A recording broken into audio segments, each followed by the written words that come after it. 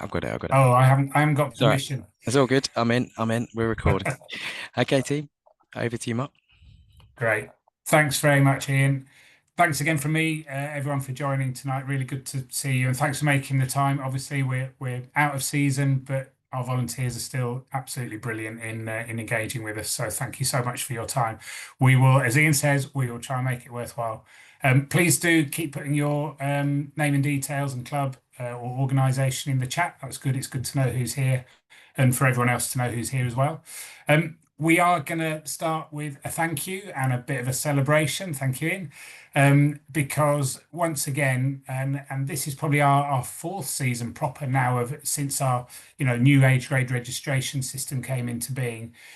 Outstanding again this year from the whole of the game, and those numbers there you can see the number of registered players that we've got across clubs at all ages, 188,000, pushing on towards that 190, which is fantastic. And we were keen to highlight the girls' numbers there as well, actually. So that total number, the 188,000, is 7% up on this time last year. And a usual year, we know it's been a really outstanding year, as I say. A usual year, we'd be talking around 5%, possibly 4 or 5%. So we can see there that's up at 7. Now the girls, though, of course, with all the work that you've done in your clubs, that we've done to enhance and really take the advantage of the Red Roses' success and the World Cup, etc. The girls' number is over 15% up year on year as well, and that's clearly played a really big part in driving that total number as well. But it really is down to the hard work from clubs to do the work, but also to get people registered as well. And you can see from this graph here, so the top curve there is this year, and you can see each year we've stepped up each year, and now we're definitely seeing registration as something that people do really well, but also we're now starting to really see the impact of some of the things that we and you do in your clubs to recruit more players. And you can see over 1,000 clubs are now registering age grade players. So we've got age grade activity going on across all that number of clubs. Over 800 of those now are doing girls and as well as boys.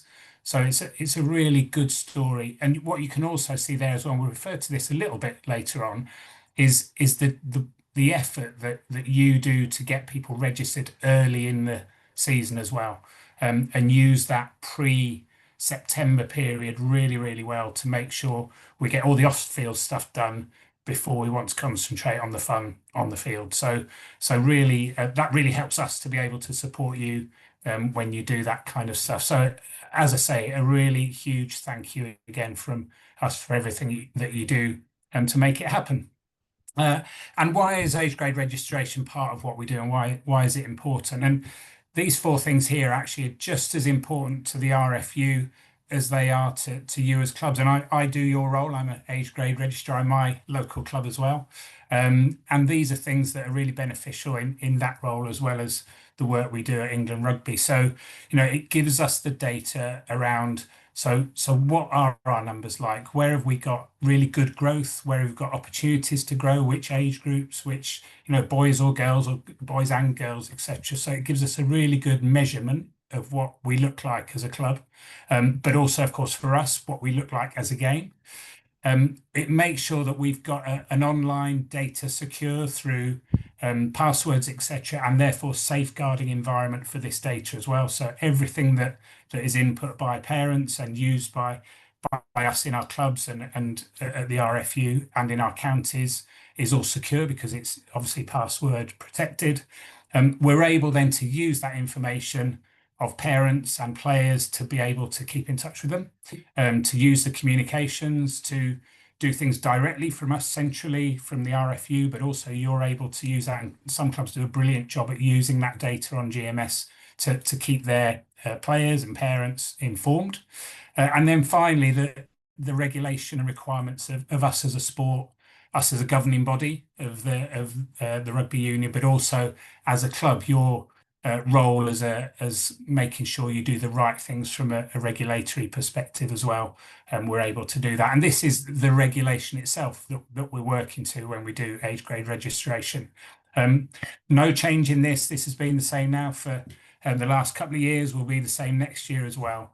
and clubs do a brilliant job at making sure they look at that first 45 days of the season and make sure they get people engaged early and registered early, and helping parents to understand that's what we need to do to make sure we've got the right information and are able to take advantage of all those things that were on the last slide. So just a reminder, any new player that turns up, we want to make sure, and that might be at any point during the season. And I'll come on to that in a little bit more detail in a sec, actually. But that within 45 days of them starting, we want them to have an opportunity to learn what the club's like, to have a test to see how things work, a bit of a trial in terms of things. We don't want to be hammering them with registration as soon as they turn up. So we give them that 45-day window to make sure it's part of what they want to continue to do, and then registration is somewhere within that 45 days.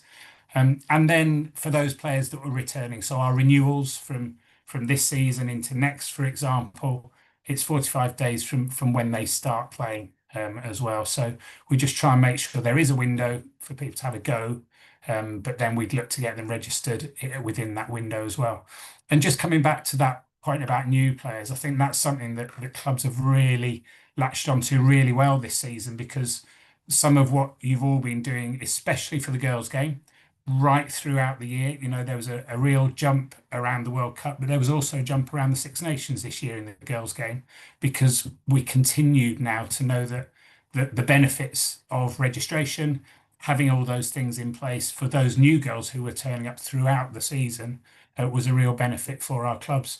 And actually, a good example of that is, I think it was around March time, we were around 15%, as I say, year on year difference in girls' registrations. That actually went up to 17%. In April, we've stabilised around 16 now. So it shows that registration was still something that clubs were thinking about and doing really well to make sure they had all the information about their players in the system. So a well done again, pat on the back to everyone for that one. And I'm going to hand over to Ian, who'll take us through the next bit. Awesome. And Karen, hopefully this will answer your question in the chat there around some key dates. So key dates for you guys is the 1st of July. And so from the 1st of July, the season changes in the game management system. So in the system, the season goes from 25-26 to 26-27. Registrations that's the time we can register people to play for the 26-27 season, but also the chance from when players can be renewed their registrations. So key time for clubs, and there's lots of other benefits that some clubs do around this, aligning membership schemes at the same time, but obviously every club's different. The difference this year is the regulations are now aligned to the season switch over as well. So previously it would be in August. That is now on the 1st of July. That regulation 15 is in play. So worth having a look on englandrugby.com around that time to check that regulation out and get yourselves across that, so you're fully up to speed with what it entails. And then the new playing season starts the 5th of September, right? That's the first, that's the Saturday the 5th. So obviously most of you guys will be doing mini and junior rugby on the Sunday.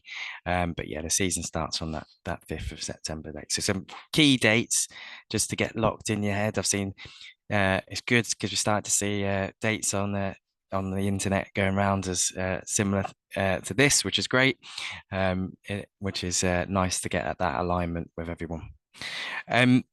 In terms of comms for this season, we're going to keep it very similar to last season. In fact, it's the same as last season because it was we found that worked really well, and we've done it a few seasons now in this way, which is good. So we'll be sending a series of direct CRM emails to parents and guardians who registered their children last season. And encouraging them to, it'll be a call to action email for their parent to register their child to play. The email will be short, sharp. There'll be some links to help if they need help. And they'll be sent in regional batches from the 1st of July. So that by that, I mean that sections of the country will receive these renewal emails at different points. So the North will get it at one time, the Midlands will get it at another, London and the Southeast at another, and then the Southwest at another across that week. And the reason we do that is just to chunk that up and manage the amount of people going to do it at that point so that we don't overload systems or slow things down for people. And this works really, really well in the past season. So that will go out to everyone across that first week of July. So key time for then. We will be sending an email out to club administrators prior to that, just to give them the heads up of what is coming for parents at the club. So you guys as club administrators will be in the loop of where you can find support, what information is coming, and it's same process as last season. So hopefully that will support you in encouraging parents to get their registrations done. And as Mark alluded to earlier, we do really see an initial first spike quite a lot in the first couple of weeks in July from those initial emails. So hopefully that's supporting you to get along the way. And every club's different in terms of how they do their registrations, but often clubs, there are a lot of clubs now that try to amplify our messaging at the same time and align things that they're doing at their clubs, so they make a real big impact in the off season, which helps when you come to the start of the season, because you can focus on what everyone loves the most, and that's getting on the pitch and obviously doing the rugby. Cool. I don't think we've got any questions there, but if you have, do put them in the chat, and I'll come back to you in a bit. So coming to just a few improvements that we're making for this season. So we'll be introduced. And feel free, Mark, to jump in here. But we'll be introducing a couple of fields to capture contact and non-contact at club and school, and if they play there. And we'll be bringing the playing up into adult process into GMS. So at the moment, it's currently separate in Smartsheet. There's tick boxes. It's a lot more workload for you guys as volunteers, and we're looking to streamline that volunteer workload and have all the info all in one place. And by having all this information, we have some really clear information around who's participating where and how we can support best moving forward. Mark, is there anything you want to add to that there? Yeah, just one quick thing, Ian. Thanks. Just in terms of the adult approval for a club playing age grade players, 17-year-olds up in the adult game, it also means that everything to do with that process is already inside GMS at the moment. A county will need to approve that and then go and tick a box in GMS. Because it's inside GMS, that all happens automatically, which of course then means that the club itself can do its match cards automatically, and the system recognises that those 70-year-olds can be put on an adult match card if they've got approval and things as well. So it's just, as Ian said, what we're trying to do is make sure that our volunteers have got as much support as possible to do things in as simple and as a streamlined way as possible. So those are some benefits that we're looking at. And just by every season trying to make improvements that make the system work better.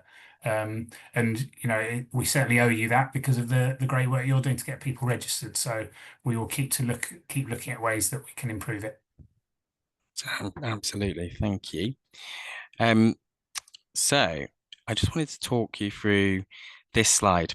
So on the screen there, you've got the mobile view of GMS and of registration. So if you take your eyes to the left-hand side, the left-hand screenshot there where my mouse is flying around, the key bit I noticed this season is just sometimes, and you probably notice it in the clubs as well, is it's people just get stuck here and they end up not knowing where to go. But the key bit for me is the arrows. So if you press those arrows, it then brings down what children are associated to your account or child if you've got a child. So if I by pressing that arrow, I would then be able to select my child. So I'll be able to select test child, for example, and then I would make sure that I'm renewing the registration for them. So key bit is that button, and the key bit is some people will be associated to multiple organizations. So when you're pressing the arrow, if you see look on the left hand side there, it says Timeless Testers. That's the club that we're looking at. There'll be some of you will be involved at multiple, but it's just those simple arrows there that will just help people to find things. If you're supporting parents, that's a key thing to look at. Likewise on the right hand side, it's exactly the same. It's just those arrows really that are key to make sure that the right person is being registered, and we're not having lots of adult registrations there, or people not knowing which club they're registering to. It's just a simple arrows to look out for there. So worth noting. Other bits we're conscious of this season from a club administrator perspective. We at points in the season we did see quite a large amount of pending registrations. So I just wanted to show where to check this really. So key bit to check would be the registration overview dashboard, and from here on the right hand side it will show the age grade registrations at the club in terms of whether they're approved, pending, or rejected or not renewed. So a key place to go, when you come to the 1st of July, would be you'd be able to see how many have not renewed. That number would be fairly large in some clubs. Obviously, it's the first day of doing things, but then you'd be able to see any new registrations which would be pending. So you'd only get a pending registration if it's a brand new person registering at the club. So key bit is you can click straight into that, check the details, and it's a 3-click process there. So you would check the person and then either approve or reject them. But the key bit is just to keep an eye on that number throughout the season because they are your new players coming to your club. So yeah, we did see points. It was quite high nationally, but maybe you might have 10 or 20 at different clubs. Just wanted to keep an eye on throughout the season and check that out. The other bit I wanted to share with you. Ian, Yes, sorry, yes. we've got a couple of questions that Yeah, probably sure. relate to these last couple of bits. Is it all right if I just quickly Yeah, let's look go at for it. those? Philip, thanks for your question, was asking about you've called it a cooling off period. What we're talking about there, just for everyone else, is in the regulations from this season, there to help our volunteers who do approvals for playing out of age grade. What we're introducing is that there could be a 10-day period whereby that work needs to take place. We've found in the last few seasons that the expectation sometimes of clubs is to try and turn things around overnight. That just is really challenging for our CB approvers who are all volunteers as well. So what we're doing, because we want to make sure that first of all there's a robust assessment done of any player who's playing out of age grade, but also to make sure that we're not putting pressure on those volunteers. It could take up to 10 days to get an approval for a playing out of age grade application. Now, it might be that some counties and many counties will try and do it quicker, but we will be saying that you can know within 10 days, and that will be in the regulation.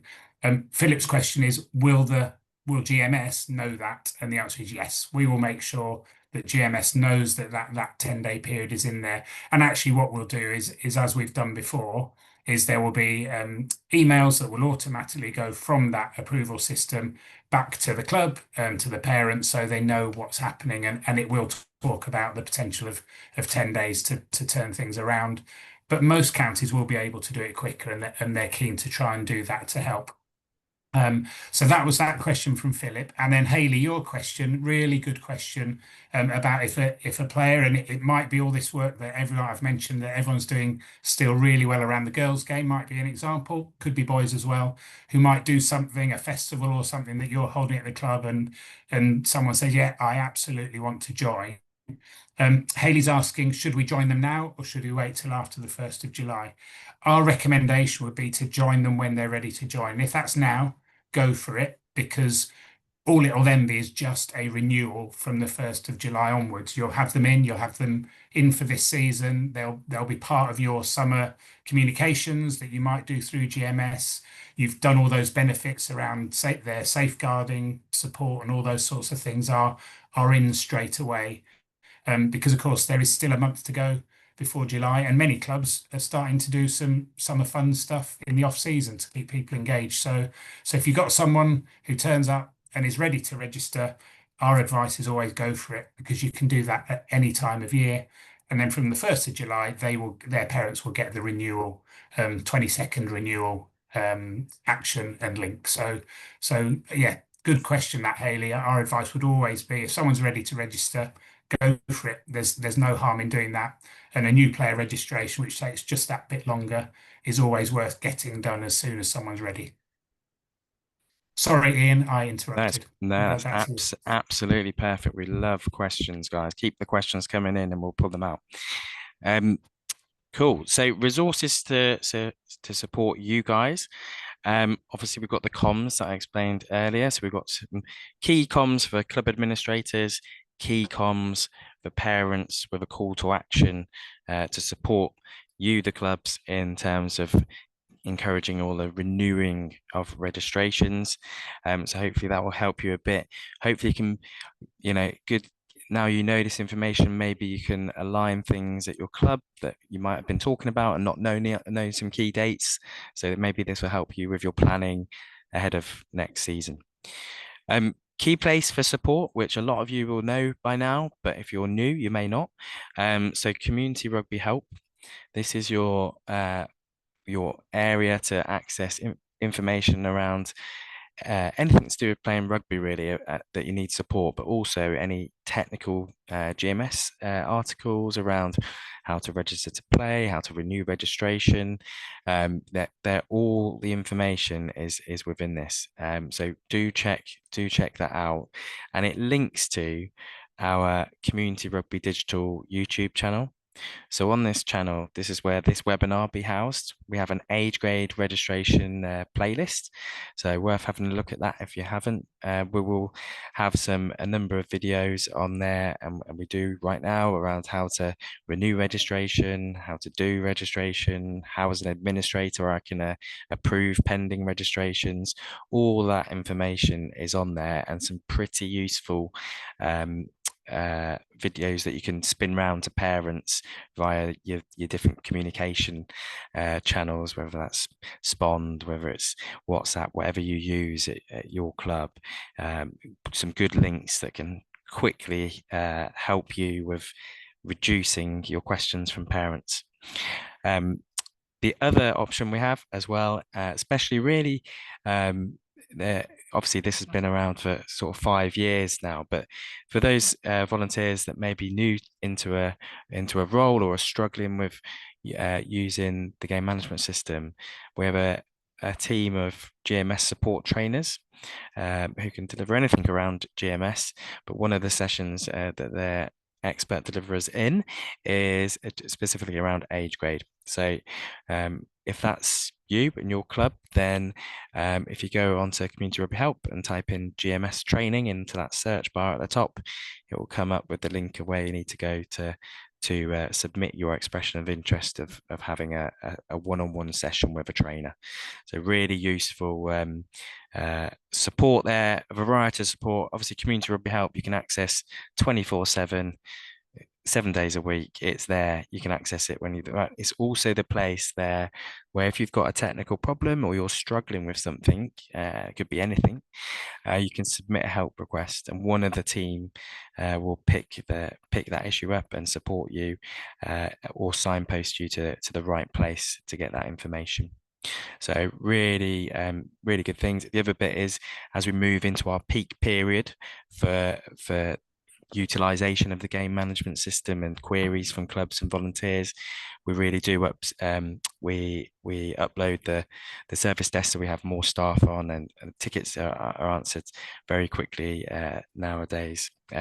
Compared to previous years, so we've got a robust system in place to support you. So do utilize that if you're struggling and you're not sure where to go. And we've got a guest tonight from Whitley Bay Rockcliff Rugby Club. And I'm going to hand over to Mark, and we're going to take you through some work with them. Thanks, Ian. Thanks very much. Really delighted to welcome Martin from Whitley Bay Rockcliffe. Martin, I know, yeah, there you are. There you are. Let's Good evening. Good stuff. So we wanted to try and make it real for everybody. So Martin and everyone at Whitley Bay has done a really good job over this season in getting their registrations done. And Martin agreed, with his arm twisted up his back, to come and do 10 minutes chat with us to just share their experience and how they've managed to improve their registration take up and work they've done with their parents and things as well. So Martin, thanks ever so much for joining us. Really good to see you. I won't tell everyone that you've had a hell of a journey today, and just well, you've really done us a favour basically under difficult circumstances. So thank you very much, Martin. Just first of all, just give everyone a quick minute or so about just tell us about the club and the age grade work you do at Whitley Bay Rockcliffe. Okay, so Whitley Bay out on the northeast coast, so a really fashionable place for rugby in the world. But we've got a really thriving club. About 20 years ago, we put a focus on youth, realizing that if we didn't have a focus on youth, we might not have a senior set up in the years to come. Done that really well now and built up to over 400 boys and girls, fully loaded at all 17 teams. So thriving girls setup, and that just grows and grows and grows. And yeah, as I said, fully loaded. And it's something that I'll come back to because it does benefit us. Put quite a lot of focus in at under six, because we realise getting them in at under six means that when they get to under seven and they start playing, that kind of we've already got them in the club, and that's reaping benefits to us as well. Just a little bit wider. Recently set up women's setup who just got promoted this season. We've got walking, we've got touch, and still got two men's teams as well. So we're doing very well for our part of the world. Brilliant. That's great stuff. Well done, first of all. That's good. You are. I mean, there are some really good clubs, aren't there, in around your area? But you are in that real football hotbed as well, aren't you? So you know that's a challenge that you have up there in the northeast, isn't it? Yeah, absolutely. Yeah, we compete with football, so as you know, because they're all either black and white or south of the river, red and white. No, I think we obviously there's challenges, as we all know, at age grade and with rugby at this moment in time. But with we're very much focused on the enjoyment of play, and the focus being on trying to turn out as many kids as possible playing rugby at whatever level at that age, rather than a win at all cost club, because we know that won't benefit all of our players and won't benefit us in the long term either. Brilliant, great. So let's turn to your age grade registration stuff then. And first of all, tell us how you do it. How do you engage parents? What are some of the things you do throughout that year, and you know, to grow as you have as a club, to try and make sure everyone gets registered in good time and things? What are some of the things that you've done? Well, I think before we go to the parents, the structure that I've put in place at age grade, because I've been chair of age grade now for 6 years, and so I've now got a structure where I've got a head of minis, I've got a head of girls, and I've got a head of boys, the junior boys underneath me. And although we meet more regularly, we get all managers and league coaches together for a movie team 3 times a year. Once just when we start the year, so in October when you've had a month, and that's probably the end of the registration if I'm going the wrong way around here, because that's when we can actually say we're actually, if you're talking in September and they're about to start games, you're going, well, you can't play games if you're not registered. We meet just after Christmas, and then the one which I would say is the start of the process, which we've just done, is an end of season review. where we Right. check that we've got, as well as reviewing the season we've just had. We have all the managers and the coaches there, and we check that we've got teams in place. So as you know, when you've got 17 teams, so that's 34 them plus all the other coaches and the first aiders and everything like that. Check that we know who is going to be in those key positions for the year coming, so that when we start the process, which we're about to start, we know we've got the right contacts. Great.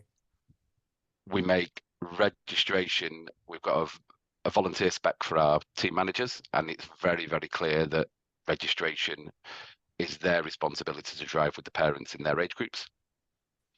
So it's clear one role, not we just say someone in the under 8s has got to do it. It's the manager's responsibility to come with the parents. And then some of the stuff that you've talked about on here, we support them with comms as soon as it starts. So we have for the last couple of years made very good use of the GMS videos in terms of obviously you've got the registration one, but for any new players, it's the new player, then the registration one that they need to do. So we do that. In terms of comms, we've moved, I think the other gent talked about, is it WhatsApp? We've just moved to WhatsApp communities in the last year. WhatsApp communities means we can control comms. We've got a team manager group, we've got a coach group, we can do announcements across everything without having to post in however many groups you would normally have to post in, and therefore comms go out on the team manager chat to continue to remind them. We're very, very clear on the 45-day limit. One thing we do that is over and above what the support you provide, because I still think, as always, and I work in systems, you could do more with GMS, and this may be a user requirement you could take away from me, which is our chair, who knows a little bit more about Excel than I do, sucks out all the player details for age grade into individual teams, and we have a table of both membership and registration, because obviously from our own personal perspective, driving up payment on our membership is important to us. But so therefore we have, if those of us that work in the corporate world, it's gamification, but literally we've got a league table, which actually therefore allows a little bit of competition for those that are competitive, but B, also one of the benefits we find is you'll have a line that says, okay, you've got 41 kids and X are registered and Y are membership, and they'll go, well, I don't have 41 kids. Well, it gives them the opportunity over the summer to start clearing up the kids that have left, or the kids that aren't returning or anything like that, so you get a true picture of, you're not chasing registrations for kids that actually would never come back or anything like that. And then the final thing I'd say is the chair also then will support managers with emails if they've got players that are over the 45-day limit. So they'll just go directly to a manager, not to everybody, and with all the names and everything like that. So they're aware, because we're very clear the child can't play if they're not registered. Yeah, great.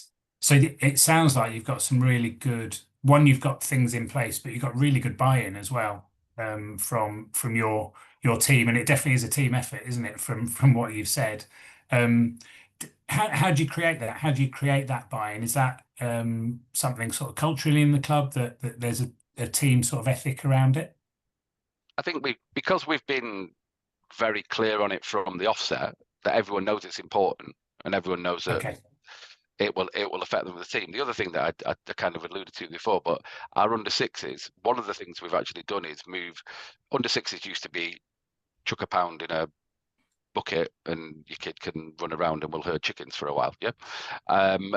Now that, apart from our coaching getting a lot better and it's much more structured than it was when my child was 6, we've moved the membership onto GMS, so we're actually getting parents when the kids are in reception or year 1, when it's less, obviously they don't need to be, but they're getting used to GMS because they're having to do membership on it. So the parents are more au fait when they get into under 7 and registration kicks in about what they need to do. So it becomes second nature really, and part of what they do each year. Yeah, good. That's great. Just to finish off then, Martin, you've given us loads and loads there, and hopefully everyone's heard those and sees them as ideas. If you were to, let's give you 2, what would be your top tips around age grade registration, do you think? What are the things that are really key of everything you've talked about? One, like anything in life, communicate. So come early and keep the comms coming, because yes, you'll have some parents that are on it from the 1st of July this year. So we're a month earlier than we have been in previous seasons. So some will be on it, and everyone who's on here that's a manager or does this, that there's some parents will turn up on the 5th of or 6th or whatever it is of September and go, what email, what comms, what this, that, and the other. So you kind of get the early starters now, but then really ram home those comms when people return from the summers and the kind of getting the Reds back into rugby and everything like that. The other bit, if you've got someone that is a little bit Excel savvy anywhere in your club, and please feel free to reach out to me at Rockcliff, and I'll get the guy who does it to say, because it basically sucks it into a preloaded report now, and it produces this table for us. And I think there were some questions coming in. I'm sorry to cloud it a bit with the membership. You don't have to be about membership. We've actually got membership payments up at over 90% and registrations up at over 95%, and a lot of it is down to the way that we can give this visibility to everyone, so they keep GMS clean but also know what they need to do. Brilliant, Martin. That's been so helpful. Thanks ever so much. Well done, and thanks ever so much for sharing that with us. That's hopefully given people a real life example. And what a great job, and it's good to hear from one club. There are loads of clubs who do this stuff really well and who are thriving, just as Martin and the team are at Whitley Bay Rockcliff. So thanks, Martin, again for that. That's really, really helpful to hear. That, and your top tips will be something that we'll push forward with as well. Thanks, Martin. That's great. Cheers. Thanks for the opportunity. No worries. Brilliant to have you sharing that. So a couple of questions just whilst we're in those conversations. Just one from Darren Bellmark, and it's probably good to clarify for everyone here. But if you're running a TOTS group, as many clubs do now, in under 5s and under 6s, would you advise registering them or wait until they are at under 7s? Yeah, thanks for the question, Dan. I've seen actually someone, Jane has replied as well from what they do at her club at Rochdale. We would say absolutely. Anyone who comes along to the club, treat them as a a registered player and a member. They are, whatever age they are committing to you and to the game. So if they're ready to register, like we said, get them registered. And the point that Martin made, the earlier that people can get used to that system, the better it becomes second nature. It becomes something that people are able to do. They expect to do it. And of course, again, I'll go back to the benefits and why we do registration.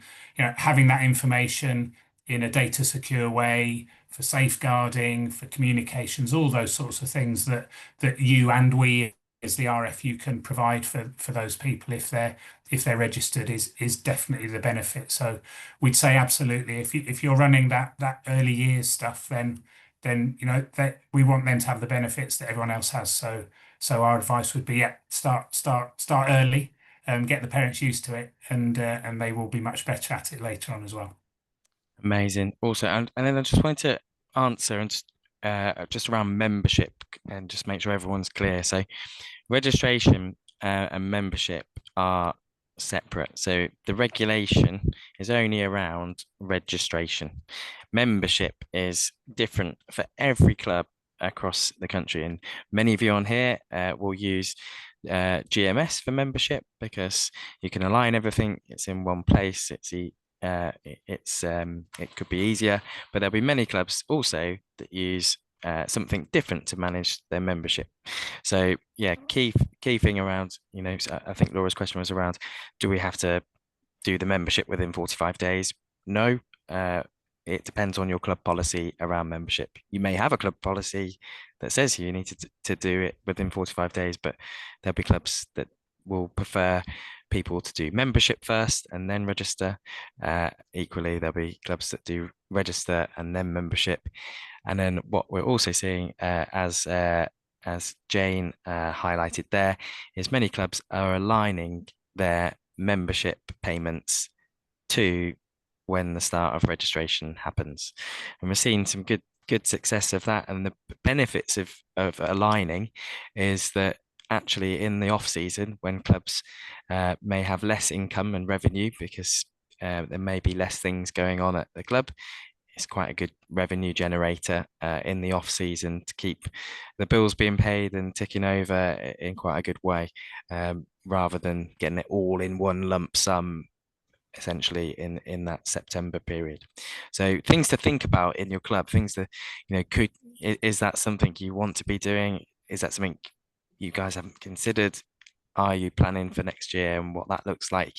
You may have already planned it, but just some food for thought there around that. And then Martin, your point about a report that aligns, if you are using GMS for membership, then a report that's easily shows registration and membership is on the radar and been fed back via our digital user groups. So that is on the radar and Super. we are looking at that. All right.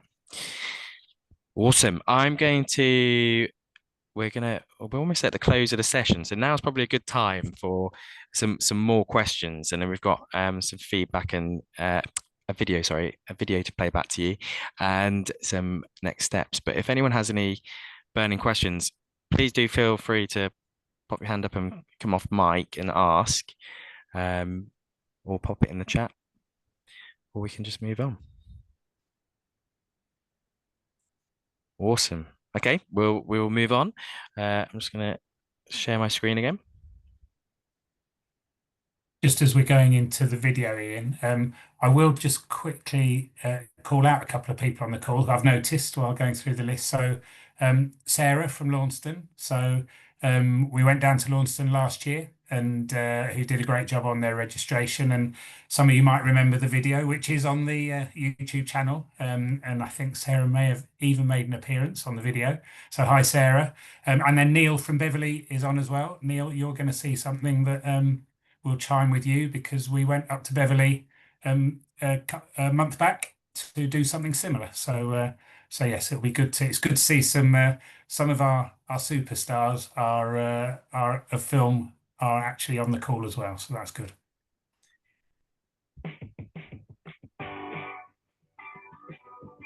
Club volunteers and parents have done such a great job of getting age grade players registered this season.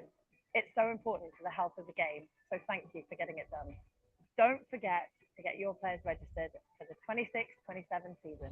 If you need some more support, go to help.rfu.com.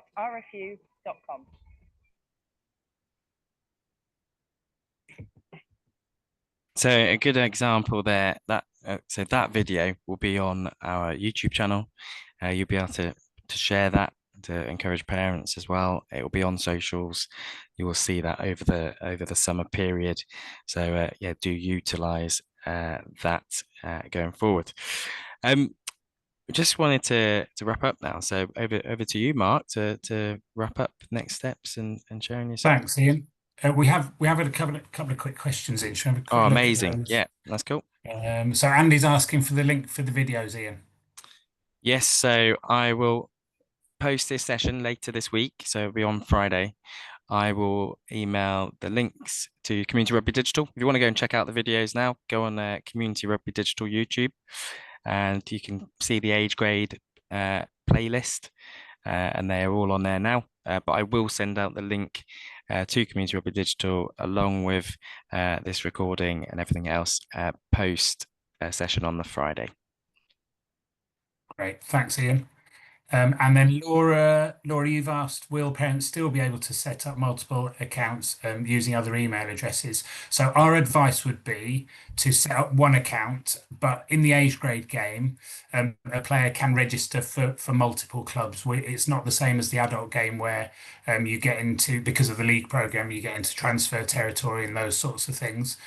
We would always advise one account, but then you can actually, there's quite a lot of flexibility in that one account, because if you put two accounts in, that's when we then start to have people losing contacts and communications and those sorts of things as well. It's much more helpful to the club, and the club network to have one account that then is shared. So our advice would always be setting up other accounts on other email addresses. One single account is the way to do it, but there's flexibility that you can use with those. Ian, I don't know if you want to add anything Yeah, to that. yeah, so it's a record for life essentially for a child. So a parent may own it originally, then they will transfer ownership to when the child is old enough or ready. So we really the system we work off a unique email address, and part of the reason we do that is to improve data quality, give more control to to you guys for in terms of data protection, put the power of the individual. So it's really, yeah, it's really we've come a long way where, the data quality was poor. We're now seeing improved data quality with the introduction of single sign-on last season. So yeah, one email address. Yeah, as an age grade player, you could be registered at multiple clubs. It doesn't matter, but then your record, that record for that player is their record for life going forward. So yeah, I agree. It's exactly as Mark said as well. Ian, I missed one earlier from Andy. Andy's asking, do you have to be an admin to do age grade registration? And we did have an answer from Verity, which I think is correct. So it's level 3 access, isn't it, on GMS?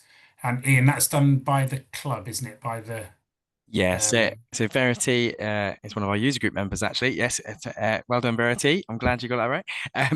But yeah, essentially, it would be different at different clubs, but your on secretary or your data officer both will have level 5 access and be able to give permissions and roles to individuals within your club. So yeah, to register players, you would need the role of age grade registrar, and you would need the permission level of level 3. So that will enable you to be able to approve registrations and see what I showed you earlier in terms of the pending registrations, who's renewed, who's active, who's not, etc. So really, really useful to check that out. Thanks, Ian. And then I think the last one is Michelle's question about a girls' tag team and should we register them? Yeah, absolutely. You want them to be registered and members of your club. They're part of the game. We're not saying you have to play contact rugby to be registered by any means. All our under 7s and under 8s and younger, don't they? They don't play contact rugby. So absolutely, that we're keen to make sure everyone is part of the game, part of the system. We can communicate with them. We can talk to them about what other non-contact opportunities are available from the RFU, and you can do that within your club as well. So, yeah, the answer would be yes. Ian, I don't know if you want to add. Yeah, Michelle. So this is exactly the scenario with the new improvement that we're making. So your girls tag team, if they're new players, or if they would register to play, but the preference would be there'll be a drop down, and they can put that their non-contact as their preference. If they're renewing, they'll be able to put their preferences as non-contact. So yeah, absolutely, that's it. You want to be registering them and just encouraging them to make sure they put their preferences non-contact in this scenario. So thanks for that, Michelle. Thanks, everybody. Those questions are really great, and obviously show that everyone's committed to trying to do things to enhance what we're doing, which leads on quite nicely to those last few points there that are on the screen that Ian's put up for us. So really, we've got that sort of kick-off point at the beginning of July. And making sure your parents are ready, like Martin talked about, your team of team managers and coaches who can help spread that message and the communications for you. So encourage them to get ready for the 1st of July, and they will receive, the renewals will receive that information from the RFU as well to back up your messaging. We've shared some stuff here, and it's been great to hear from Martin, and other clubs have talked a little bit about what they've been doing. That's really important to us. Ian talked about our user groups. We're keen to make sure this is real, it's lived experience. So you can see there, Community Rugby Digital at rfu.com. If you've had success, you've got ideas that you've done that have worked really well that would benefit other clubs, let's share those. So please do give us that type of information. We will keep in touch with you. Ian talked about the communications plan, the support and resources that are available, and just the snippet video you've just seen that we filmed up at Beverley. Those types of things will be coming out. We'll use social media, the community game updates, and all those sorts of things to make sure you've got that information. So we'll make sure we're keeping in touch with you, and those key dates as well. The 1st of July is a really key one. Registration opens at the beginning of July. Our new regulation year, if you like, starts then, and then of course that first weekend of rugby at the beginning of September, 5th, 6th, is a key one. And as many of you done really well over the last few years, trying to get all this off the field stuff done, as I said at the beginning, so we can enjoy the on field stuff as much as possible when it kicks off, would be brilliant. I think that's us. Oh, is that another question, Ian, that's just come in? It is. Can you remind those who are not knowledgeable of GOS that a player needs to be assigned to teams, not just registered? Some clubs choose to do this and others don't, but yes, it is good practice, Phil, for a player to be assigned to a team. So once you've registered to play, you can then assign that player to a team within the club, to a squad, I think is the word in the system. So for example, let's say under 9s player Mark has registered. Then as an admin, I can then go and assign that player into a squad in the team management section. Really important, actually, for if you're wanting to perhaps communicate to your team, to just your team, or just as a team manager looking at your squad and what you've got specifically. So yeah, good point, Phil.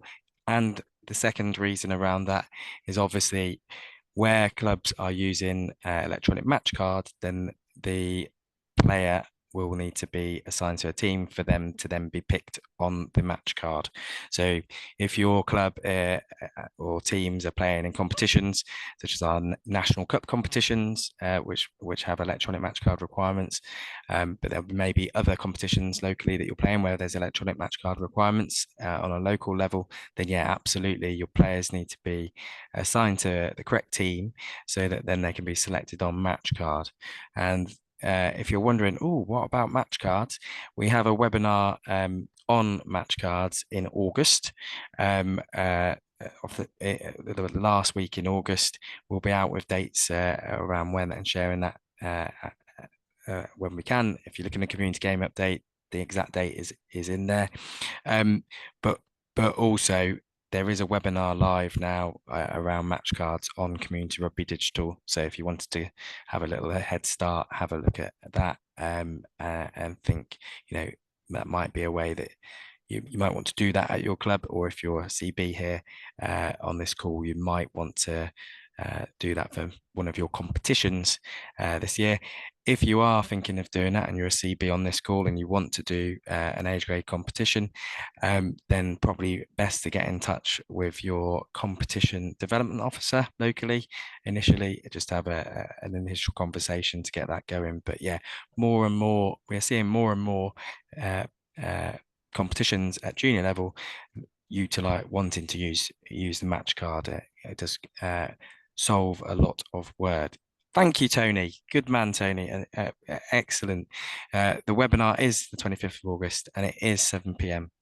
So thank you, Tony, for that. Excellent. Is there any Great. more? Thank you, Ian. That's perfect. Thank you again, everyone, for the questions, and thank you for your for your time tonight. It's been a really good turnout. Nearly 40 people. Most have stayed till the end, which is good. So hopefully that's been really useful information for you all. Continue to have a good summer. Obviously, we've got a month to go before the 1st of July, so we know you'll be lining things up for that. Certainly, we are at my club.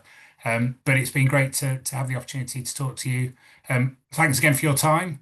Go and have your tea because it might be getting cold. Thanks ever so much, everyone, and do keep in touch.